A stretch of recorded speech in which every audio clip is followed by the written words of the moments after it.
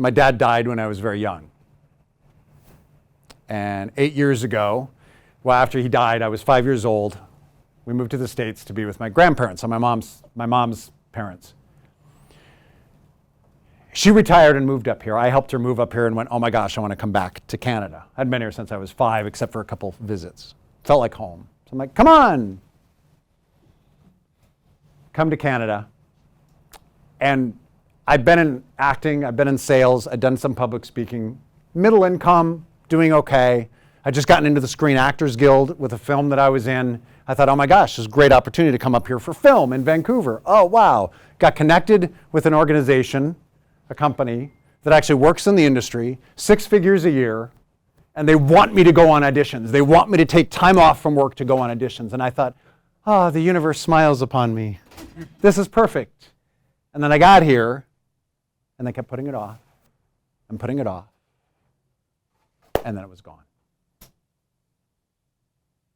6 months later, I'd lost my car. I'd lost my investments. Because the repo man came to take my car, the investments I needed to pay for food. I had kids I had to feed.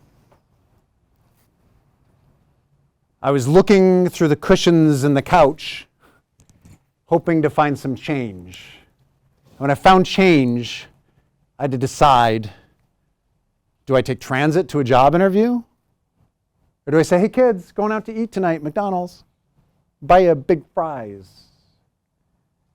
The only reason I wasn't homeless, and you're part of it in my intro, but the only reason I wasn't actually homeless, because my mom paid my rent. My mom living on a pension in Vancouver downtown is paying my rent.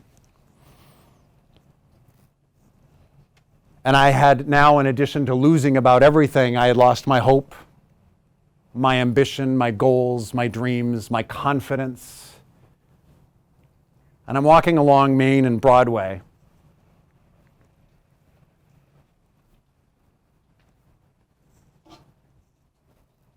It's a homeless guy sitting on the sidewalk with a cup like this.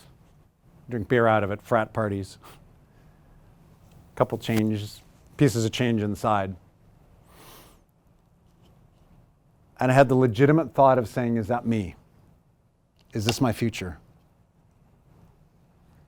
And you know when you have those moments that they seem like this epic tale when you try and tell it, but in your brain, it's a flash. So I'm sitting here relating to this homeless guy and saying, is that me? And something, I don't know what it was, but something came and said, no, it's not. And I don't know what it was, but something rose up in me that said, no one's coming. All my life, I wanted to be the hero. I played the hero on stage. Then I played the villain when I got older. I played the hero on stage, played the hero on film. But I was never a hero myself. I was always waiting for a hero to come. It didn't matter if it was my fault that I didn't get that job. I knew then and there, because I kept blaming everybody else, that regardless of whose fault it was my responsibility, because no one was coming to save me. And at that moment, I said, fine, I'll be my own hero. I had nowhere to go. I had no friends, nobody to turn to. New in Vancouver, relatively new, but so poor and broke, it's not like I could go out and hang out with people.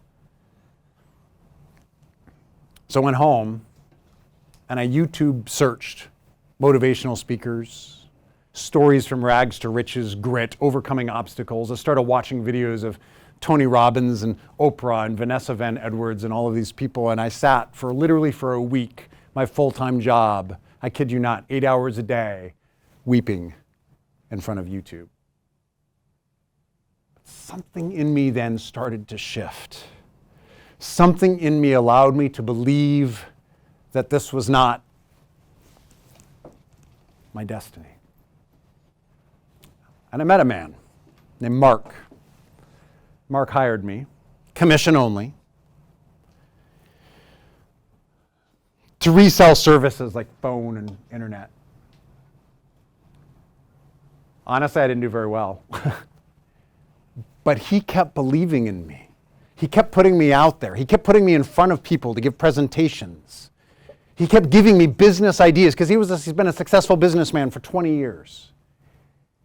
And by working with him, I began to believe myself. And then one of our partners, we're talking on the phone, and he goes, if you don't love what you do, you won't make any money. Find something that you love to do. Now, I think his intention was to get me to love what I was doing, but instead I went, I don't love what I'm doing, so I quit. On good terms, it's okay. But that's what spawned me to start speaking, actually as an official business to start speaking. Well, what do I love to do? Well, I love baseball. I can't play that anymore. I love being an astronaut. Can't do that anymore. I love acting, but there's too many things out of my control. What can I do? I can speak. And out of that, I become a different person. How many of you have seen a Disney movie? Right.